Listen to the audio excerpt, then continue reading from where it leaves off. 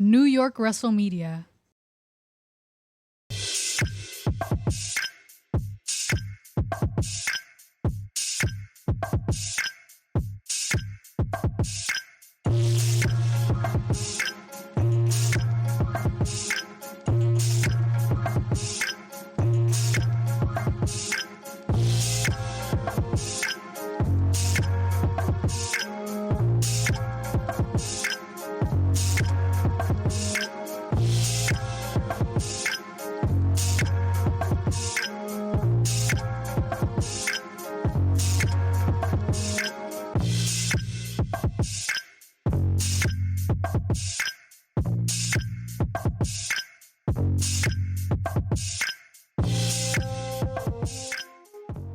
I know, guys, this is not the person that you would usually see during a AEW coverage.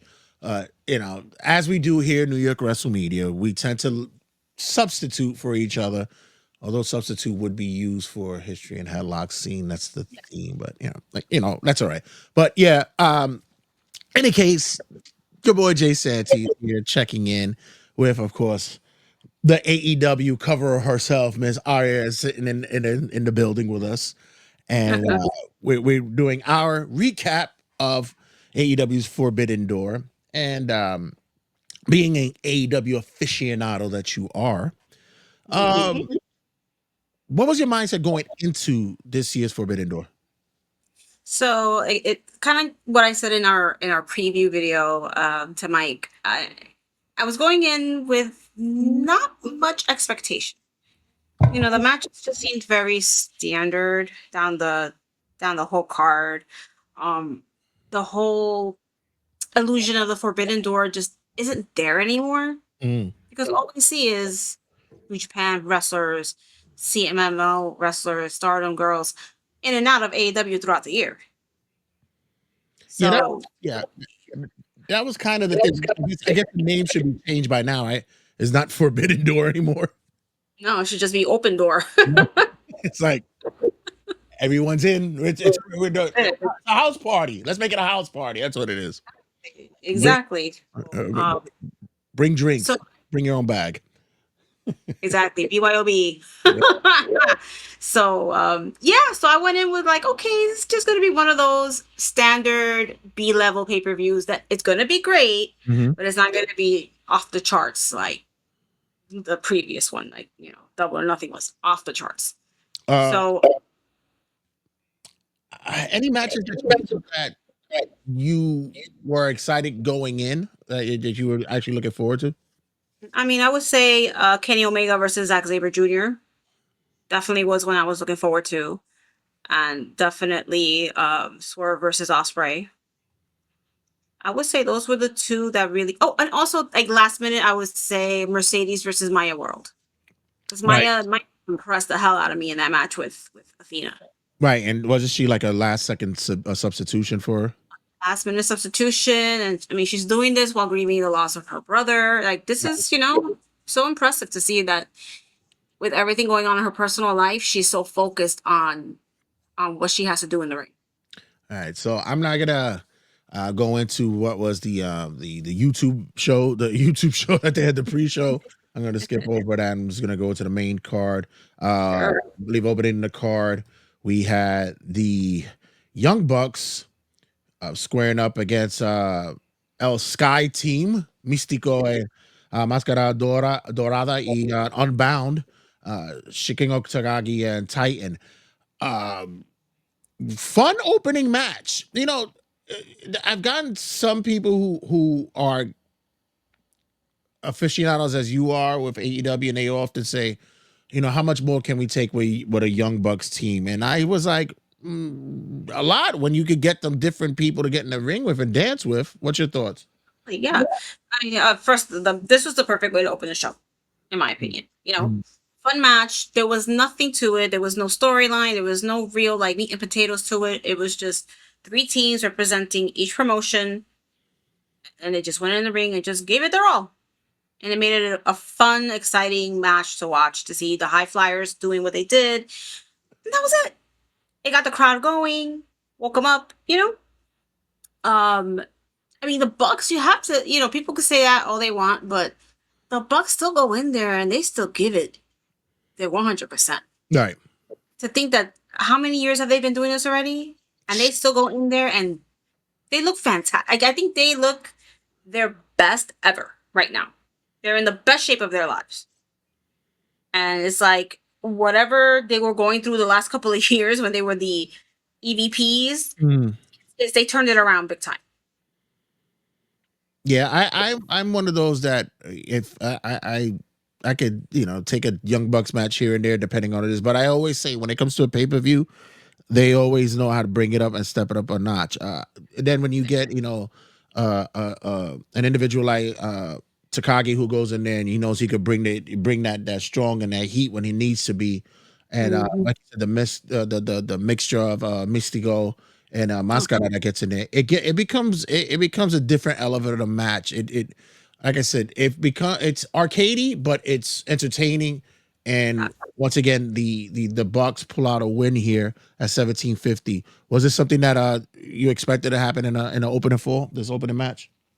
I really wasn't sure how they would open it, but I was glad that they opened with this one. Got it out the way, warmed up the crowd because the pre-show is what it is. So they warmed up the crowd because the next match. Well, yeah, that led us to which was one of the matches you were looking forward to, which is the Kenny Omega versus Zack Sabre Jr. Not a typical New Japan match. I thought they brought different elements in. Zack Sabre Jr.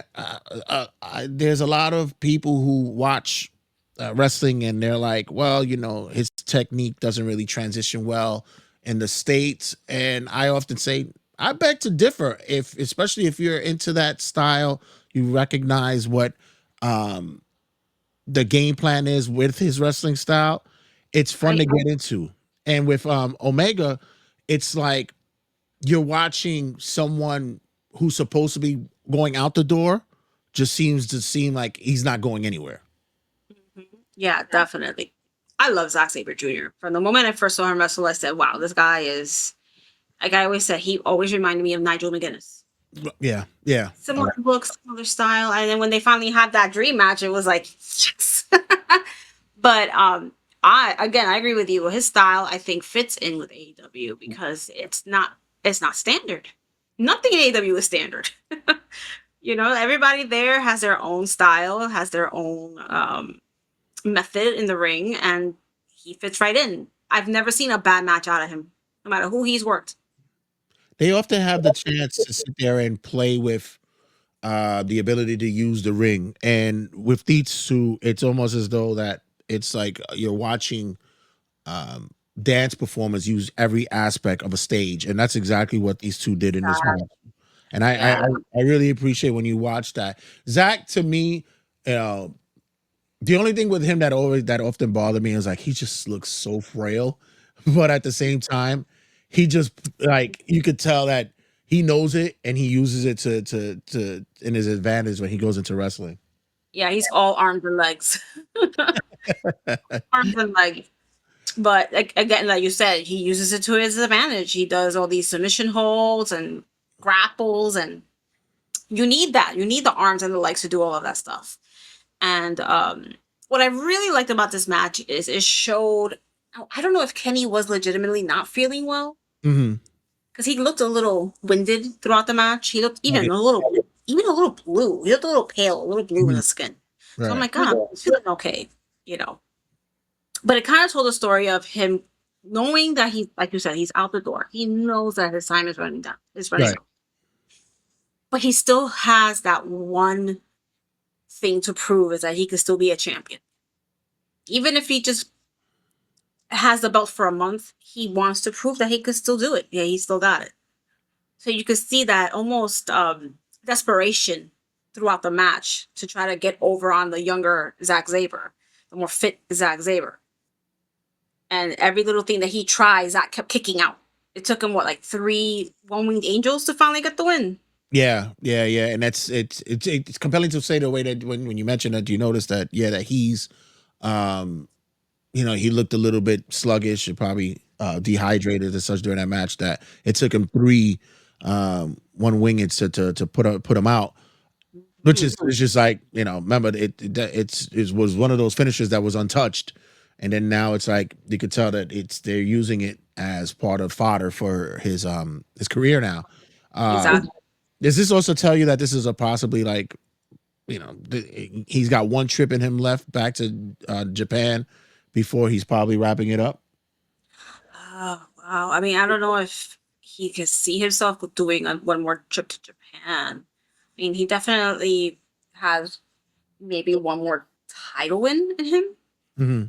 We may see that this year, depending on what they're planning to do with all these different contenders for MJF. Right.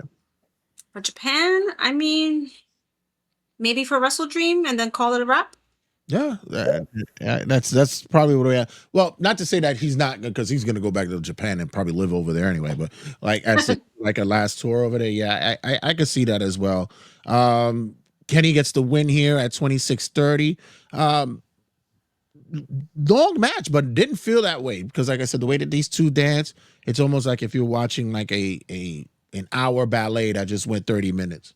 I was surprised to see the time on the match. I'm like, wow, it didn't feel that long. It didn't feel almost half an hour. Right. I thought maybe 20 minutes. It was funny because I was watching another podcast, some other guys reviewing it, and they felt that the match dragged. Right. That they were waffling too much throughout the match. That there was too much wandering in the ring. But I mean, that's really the style with Zach. Is you kind of have to be like one step ahead of him to see what he's gonna do. So Yeah, I expect that. yeah, it's especially the way it's paced, like you said, also the look and the story that they're trying to convey with the Kenny stuff. You have to pace it out that way. Usually um dragging is just to extend, just to, try to draw some kind of emotion. And then here it was done in the proper way. Whereas though where in other matches, people who don't know how to put it together just makes it seem as though it's just you're watching something that's daunting and won't end. Right. All right. Exactly. So next up we have wow, this was Moxley being Moxley as always. John Moxley squaring up against Bandito for the AEW Continental Championship. And you know, I always preface it by saying I love Mox. I really do. I've always have. I was an Ambrose guy from beginning. I was Mox when he was in NXT and in the Indies and such. Sometimes the guy can't get out of his own fucking way. Sometimes he just can't. But the one thing I can say is if people don't get Bandito by now, they'll never get him. Right. Oh, absolutely. 100%. Um the match went completely differently than what I thought. I didn't expect Bandito to be so dominated.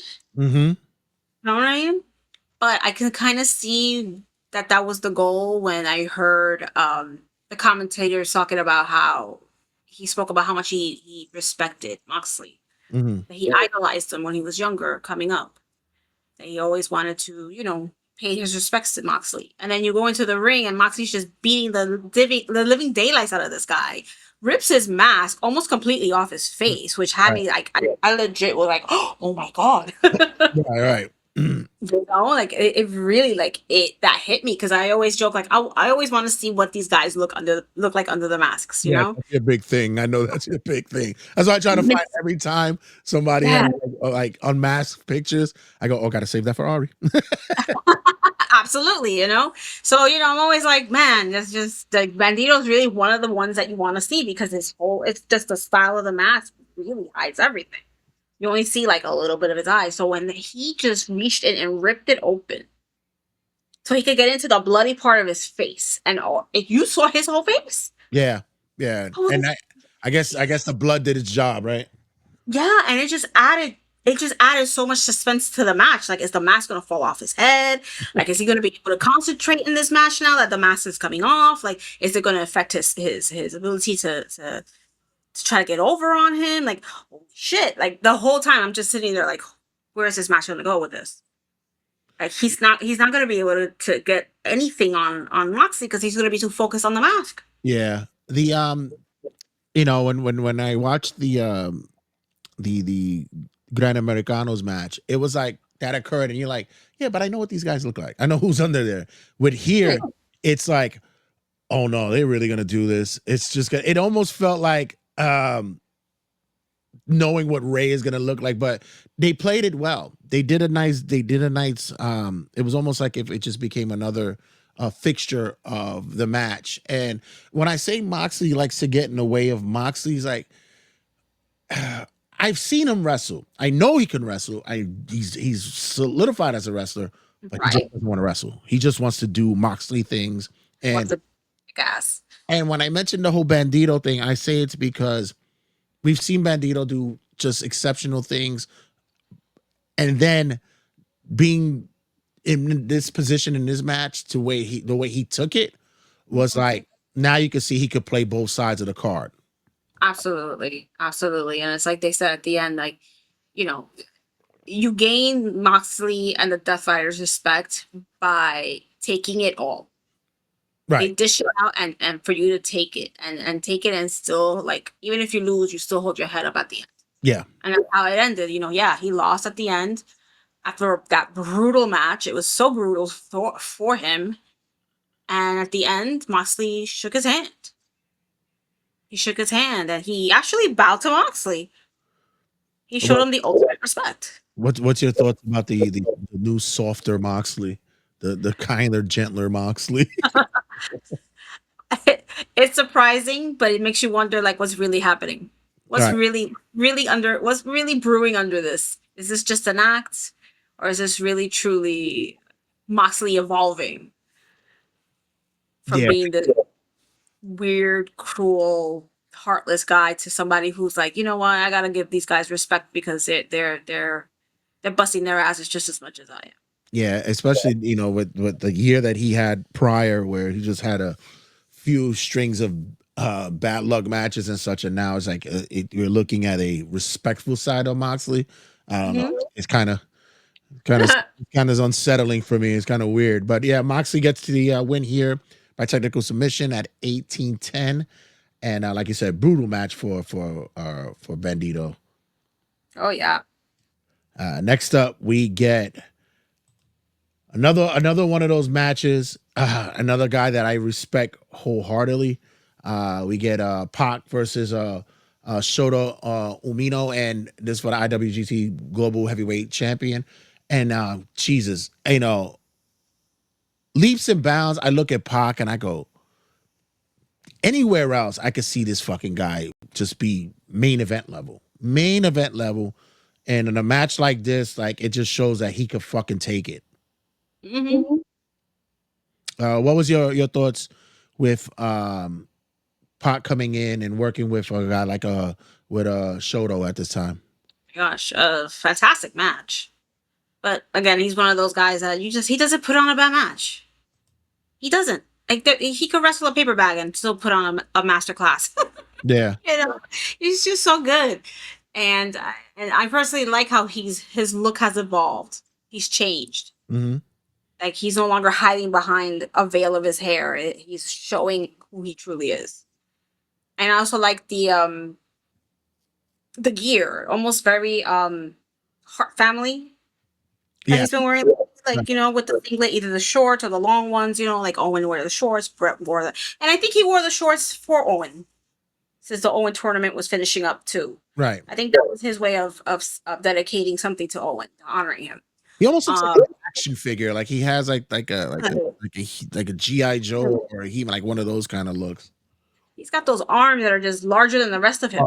Yeah. He- It's always, but no, it's always funny to see him like outside the ring when he's professional Pac and he's just got like his glasses on and he's reading a right. book and shit, knowing that in the ring he's the bastard and he's such a fucking dickhead and shit. It's hilarious. Totally. Exactly. But But yeah, this match was yeah they left clean. yeah they left nothing in that ring. They put it out there. Nothing. I mean, I think we all knew going in that Pac was gonna eat the pin. They weren't gonna give the belt to him. I think we all sensed that. What that means for him, I guess that's to be seen. I want to see him run it back in Japan. I want to see him go over there and run it back and maybe see a different outcome over there. That's what I'm looking hopefully for, because like I said, his style and the way that he works translates so much well, and probably gets even more um, applause and appreciation in Japan. So I would like Hmm. to I would like to see this get run back over there. Yeah, that would be kind of cool, actually. Like Yeah, you said, if he actually wins the belt. exactly, wins exactly. Yeah. But as you said, we have a retaining global heavyweight champ, winning in at Yes. 1850. Then we get, oh man, I didn't know this woman for some time until she got into this company. And Mm-hmm. Jesus Christ, you talking about, people who make um, introductions and presentations going into a new country and a new company for themselves. But Thecla's actually just made it, just to be clear, that she's not the one to be fucked with this day and age. Going up against Starlight Kid, and wow. Uh, take it away, because I was just even more shocked at the more of the aggressiveness that she showed off in this match. Yeah, I've said it. I love Tekla. Like you said, I didn't know much about her other than her name until she got to AEW, and then she's just impressed me from day one. Like this woman is just, she's got everything: the skills, the talent, the talking, the look. Like, she's awesome. She was a perfect person to carry the women's division while Tony is handling whatever she's handling. The mystery behind her Mhm. disappearance, right? Um, yeah, like, just, everything about her is just so aggressive, and you don't usually see that style from a woman. I mean, there are aggressive women in wrestling, but not like this. Like, Nah. the way she cuts her promos, every little thing she does in the ring is just so strong and so in your face and so unforgiving, and she doesn't give a shit what you think. And I love that. I just love that about her. And I wasn't familiar with Starlight Kid at all. I didn't know what to expect. And man, Tekla just, it was almost like the Magneto Moxley match. Just Tekla Yeah, just went on her. And she barely got anything in. yeah. I know this was done purposely, because her reign of terror that's been happening the past few months has been stretched far beyond to AEW. She's been throwing shots at her old companies, letting it be known that she's the next female in line, if not the female in line, to be head of a company. And yeah, like she's one of those that gets represented, especially in this match that I saw, that could actually said, yeah, she could be one of the boys, and she's been proving it. Oh yeah, exactly. Exactly. She could have a match with one of those guys and put on a great damn show, Right. you know? And I love, like, she even said it herself that, people have actually compared her to Luna Vachon. That's a good comparison. I like that. Very good comparison, because Luna was another one that came in aggressive as hell. Just had that style to her that was so unorthodox, and her look, everything, and just downright scary. Didn't It was expect the didn't expect the whole unveiling. She ripped off the hood. She took off she ripped it off. took off She the ripped hood. off her, and Yeah. then beat the hell out of Okada with it. He sold it like he was getting beat with the chair. Yeah. That was that was a shocker for me. But yeah, we got Tekla winning by pinfall at 18:45. And yeah, like I said, guys, if you looking for a chick to fuck around with, this is the one. Yeah. I'm growing to become even a bigger fan of her. Next up, Yes. we get, for the World Tag Team Championship, we have the Dogs squaring up against Cope and Cage. They really should come up with a better name than this. This is just They so do. They need something. They need horrible. something. Um, honestly, this match for me wasn't that enjoyable. I don't know. Um, I think maybe because of the situation, and I know there was like some kind of thrown together rivalry that went here. Uh, Yeah. But I this one here, I just wasn't really into it at all. Yeah, I agree with you. I mean, even the buildup was a little weird. You Right. know, it was just them just brawling all over the place, and somehow the dogs getting over on them during their brawling, and no real story there. Nothing. There was Yeah. nothing really to it other than just giving them their first opponents. That's not the Young Bucks or any of these upcoming teams that might be signing with AEW over the summer. You know, Right. Right. kind of like, oh, here's a little bone for them. Give them a title shot since they had to lose the trios belt so quickly because Gabe got hurt. Hmm. That kind of felt like that. What it was like a consolation prize for them, Yeah. even though they lost. It was still like, oh, here's a little match for you guys, a little title shot for you guys. But I mean, at the same time, I feel like maybe this match was used to bring back, the build up, the bring to the surprise comeback of Jay White. Right. You know, Great presentation. Once again, I always love I love when the guns come out, when everyone with both the guns and Jay White and Juice Robinson, when everybody comes out and the presentation and such. But to see Jay finally come back, and God, he was out for what, over a year maybe? wow, well over a year, yeah. Yeah, yeah. So to see him make his return. Hopefully all is well. And this kid, that kid has always been on the mark to have another Yeah. stardom in him as well. But also with the dogs, I always know that I've been seeing that this is like the next coming of generational talent, and they're really trying to invest in it. I just thought that maybe this could have been something that was held off for a later account, a later an event, as opposed to this one, because I didn't feel that the chemistry with these teams were working. Uh, No. but let's see what happens down the line. But yeah, the Jay White thing was great to see. Yeah, so I'm assuming now that Jay's back, they're gonna run back that rivalry Hmm. between him and Dave, where David, when Finley kicked them out of the Bullet Club Little club, yeah. right before he left for AEW. So I guess we're gonna see that feud probably at All In, maybe. Then again, we have that redemption pay-per-view, right? Right smack dab in the middle. Right, yeah, right. And yeah, that goes. They have their blow off match at All In, you know? Yeah, that's be interesting. This is where I might not even put everything on all cylinders, where we're gonna see that possible storytelling is going to be happening with AEW. Um, Especially with this. This is actually more of a compelling story than everybody because real wrestling fans know the backstory. So this could be actually very Right. forthcoming to what the builder could be here. Exactly. Exactly.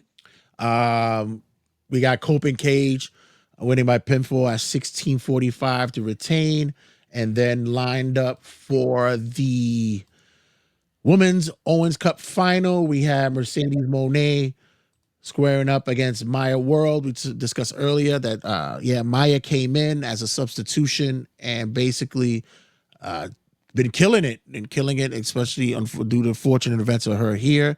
Uh, Surprising that Mercedes pulls out the win here.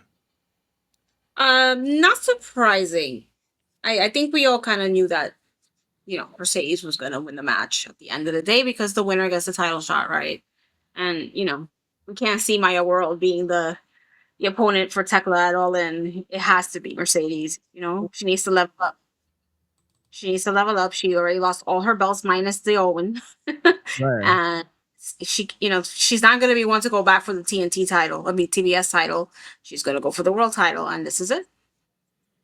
We saw Yeah. it coming. Um. Usually, I'm a harsh critic with Monet, especially when it comes to individuals that she is put in the ring with. This time around, can't say much about it. I actually thought that both these women worked well with each other. It was a nice bounce back from the tag match prior. Uh, Hmm. One of those matches that you said, "Hey, let's get the palette back. Let's get we got to get back to what we wanted in wrestling." And like I said, never hadn't seen Maya World fully until this match, and I says, I'm thinking this girl got it. She got something coming up with her.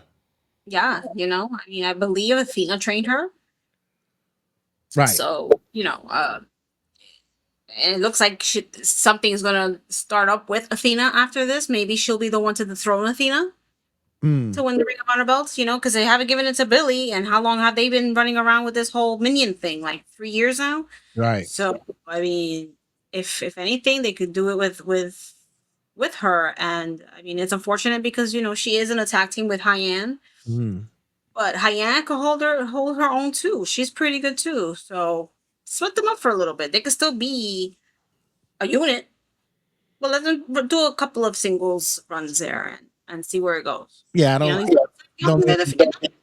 sorry, but Yeah. not only that, just the fact that they they were the ones that stepped up when another tag team decided to act like they were divas, Mm. right? And they've just been killing it since. Yeah, I'm more. I'm with you at the same time. Like, we don't need a dramatic breakup. You could still be a tag team and do big things. And I think with what's happening with Maya now getting a little bit more television exposure and getting on the radar, especially in a match with Mercedes, definitely will elevate her for possible championship runs and such. Yeah. Mercedes gets the win here at 24:55 to win the Owen Hart Cup, and will be challenging for the AEW Women's Championship at All In. Next, Yes. next up, yeesh, we get the uh the the fun Custom. the fun that everybody was waiting for. You knew Yeah. what was gonna come out of this one. You get Team Briscoe versus Team DCMJF. Uh, Mhm. let's just say that whatever you thought was gonna happen in this match, more happened. First of all, let me ask you your thoughts. What's your thoughts about the dome, the round cage? What was your thought of that? I liked it. Yeah. I liked it. It looked really. I love the fact that they showed us in like that little vignette, the construction of it. Mm. I was like, oh, that's nice. That's cool. I mean, it's a beautiful setup, and I hope they use it more often. Yeah, I actually believe it works best for the audience because there's no corners, so there's no Mm-hmm. blind spots. Everything is just visually straight through. The cage itself wasn't obstructive, and yeah, I was very much impressed that they actually went with the idea of this, and it worked to the advantage of the wrestlers to play around with, especially Yeah, individuals that were walking on top of it. It was just like that's a yeah. They were still able to do crazy spots on top uh, you without killing you get themselves. you get exploding I guess Booby trap. booby traps. Someone pulled out an old Nintendo. Everything happened in this match that you didn't think was going to happen, The bag especially of oranges. the bag of all. That was so bad, but it was so awesome. You know, shout out to M2 Inc. because I know somewhere he was screaming, you know what? Fuck this. But me, I said I knew what to expect with this match, and you got to go in here with the mindset of this is just gonna be a fun match to watch. That's it. That's all you're gonna expect. We're not gonna be Yeah. watching Harley Race versus fucking Dusty Rhodes. It's not what we're gonna be expecting. Not at all. You got to understand this is like what 12 people in a ring. Right. They all hate each other and they're all just gonna be, giving it their all. They're crazy. They're all crazy. They're not the kind of people that are gonna be, scared to do certain spots. None of them. Like they're all just like whatever. Yeah, squeeze orange juice in my eye. Cool. Darby is a nut. Darby Oh my, is he took a just a face plant on the fucking nails and uh, you could see it. on the pins, and I'm just like, what the fuck are you doing, kid? The day Oh after he got married too. Like, yo, you just got married. yeah, right. It was like the wife said, please let's get married before this match because I already know you. I know what the fuck you. I don't need you coming to a wedding with thumbtacks in your face. All right, Yep. let's just. She's the wrong woman to be in a relationship, let alone marry someone like Darby Allen. She really loved the shit out of that man. That's all I gotta say about it. No, in all honesty, and it's the same with fucking when you think about Mox and Renee, it's like she really loves the fuck out of that man. Say this. I mean, you can say that about so many. Mick Foley and his wife. Yeah. You know, but my God, like that face plant had me like you see his face though. He was like, oh, like you he usually sells big spots Uh, that you would, but this looked like he wasn't selling. This was legit. His face was I burning up after that. I think with him, he's gonna probably no sell it to it. Well, now what really hurt was when it landed in my chest. Yeah, Right. nice try, my guy. You took Buddy, we a saw yeah, exactly. What's your thoughts about just because I want this is to me I want this to be the Kevin Owens Sami Zayn rivalry. What's your thoughts about Takeshita and Okada's back and forth going? yeah, I never wanted to end. Right? Like you said, you want this to be the forever feud, where Right. no matter how many years go by, when they cross paths and they just look at each other, and they're like, "Fuck you, bitch! Fuck you, bitch!" Flipping the birds at each other. They could be like 80 years old, still doing that. You know? Yeah, I love the interaction and they work so well with each other. And it's just we got a little bit of a taste of it during this hellacious match that was going down. Um biggest spot of the biggest shocker of the match for you. I would say you know, even though we kind of saw it coming, I didn't expect it to happen in this match. But Andrade finally turning and bailing on the Callis family, Mhm. and the way he did it, just like ripping all the shirts off, having the fuck Callis, fuck MJF shirt. Callis is on commentary in that moment, like what the hell? This should be this should be Having at merch. That yes. definitely should be merchandise. We need to invest in that shirt.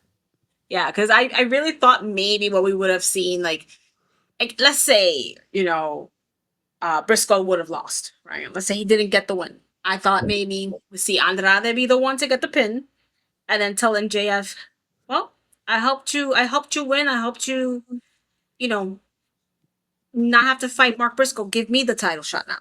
Right. Like I thought that would happen, but I like this too. It was fun. It was exciting. You know, it was fun to see that. We, like I said, we saw it coming. We saw it brewing in the underneath everything. We saw Andrade getting frustrated with Don Callis, and this was fun. This was a great way to do it.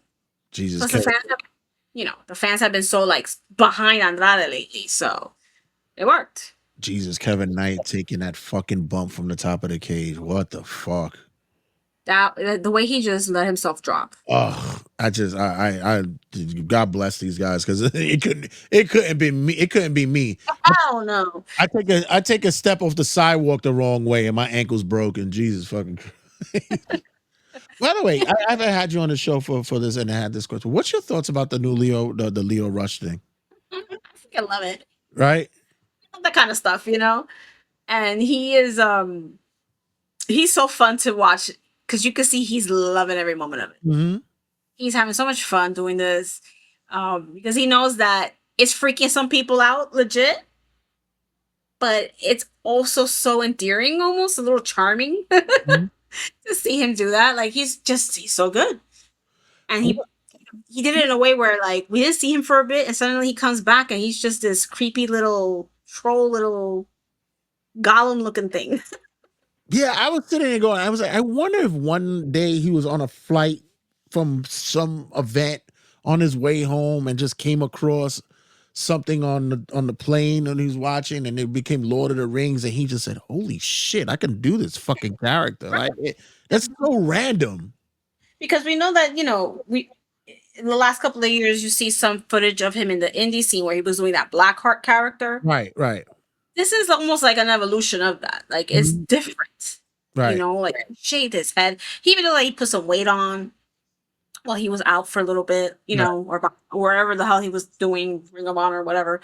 And he just looks like a completely different person. Yeah, I would tell him What was- this.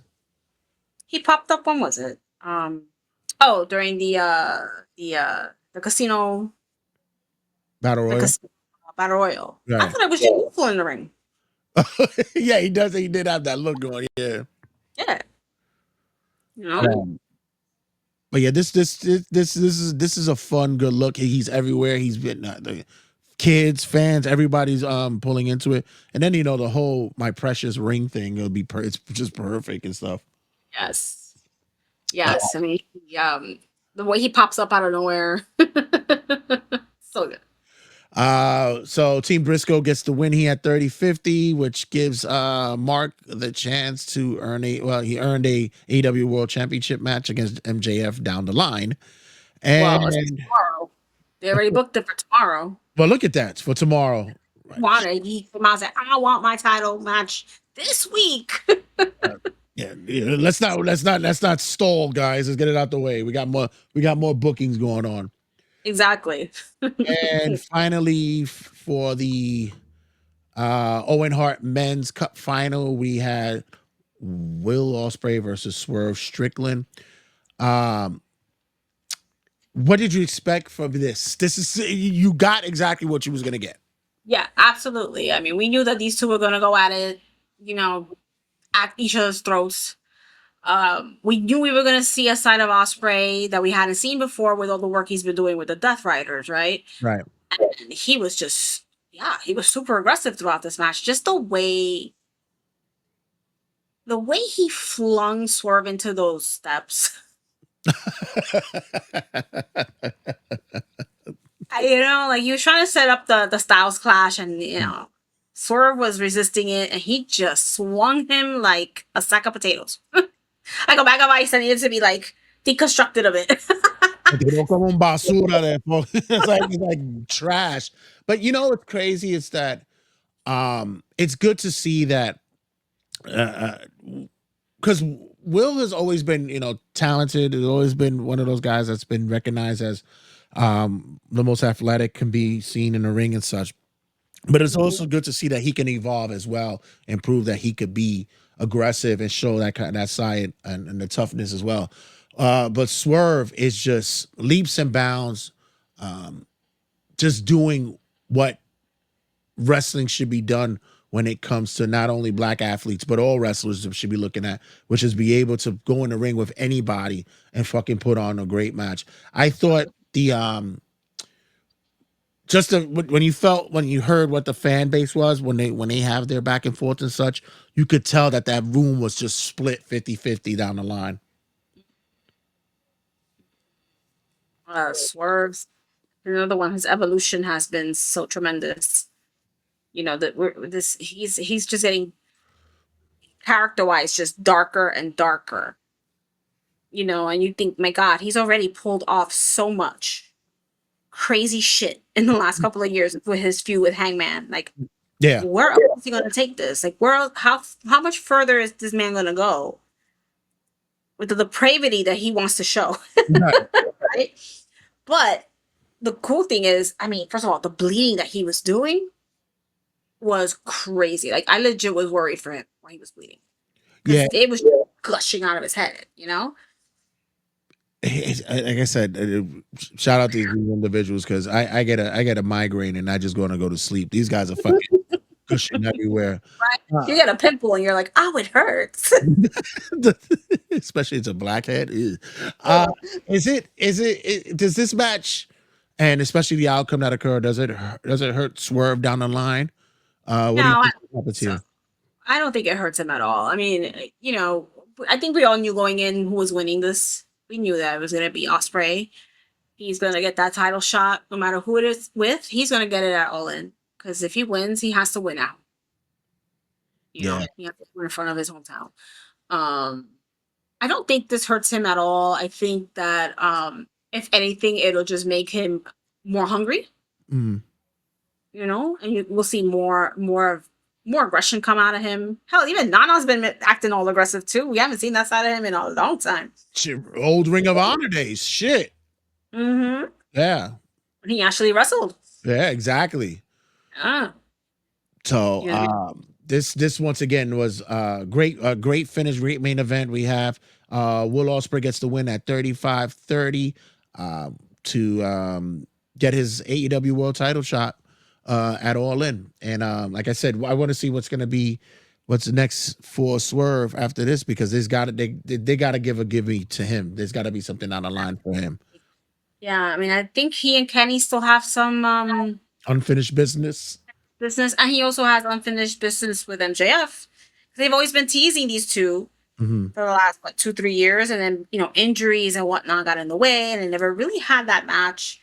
So that he may be getting a title shot soon, at some point this year, maybe even. Well, they've been hot potatoing the belt a lot, but maybe by next year we'll see him champion again. Yeah, and I think that's I think they didn't give him his just due the last time he had the title. I think Yeah, they gave him it was just it sucked that it seemed it was more transitional, if anything. But I think right now, when you want to go and you want to strike while the iron's hot, and maybe for the end of the year, we will get to see possibly a run back with Osprey and Swerve just one more time. But right. yeah, Zen or something. yeah, and that's gonna close us out here for cutting a promo, guys. Uh, Ariana checks in, and of course, she's on point. She's on it. I'm just sitting back, and wow, she's like I said, she's the aficionado. I sit back and I just watch AEW as though if I was just watching, puppies play in the grass. Ari, what's coming down for you guys at History of Headlocks? All right, well, we're gonna be having our next episode, which we're gonna talk about the un-American gimmicks that have happened in wrestling. Ooh. So that should be fun. That probably will be more funny because a lot of those gimmicks were out in the 80s and early 90s and goofy as hell. So yeah, you have that to look forward to, and keep an eye on our socials. We've been posting a lot of stuff left and right. Also, we have a new Facebook account under Three Headlocks. So follow us there. And yeah, that's it. So just keep watching, just keep looking out for what we're doing. And guys, make sure you check us out on all social medias. You got for History and Headlocks as well as New York Wrestle Media. You check us out on Instagrams, on Facebooks, TikToks. We're everywhere. We're on YouTube. Get the numbers. Please. We're almost at 1,000 people. We're almost there. Just when we think we're progressing, let's go. And not only you catch us here, like and subscribe, be a part of the vibe here on YouTube. Also, make sure that you guys check us out on all the podcasting outlets. Numbers are great on there as well. We want to make sure that you guys are able to pick us up wherever you can, whenever you want, and have a pleasurable experience when we're getting down, talking not only wrestling, but sports, video games, whatever is coming down the line here at New York Wrestle Media. And as always, guys, check you guys in a sec. New York Wrestle Media.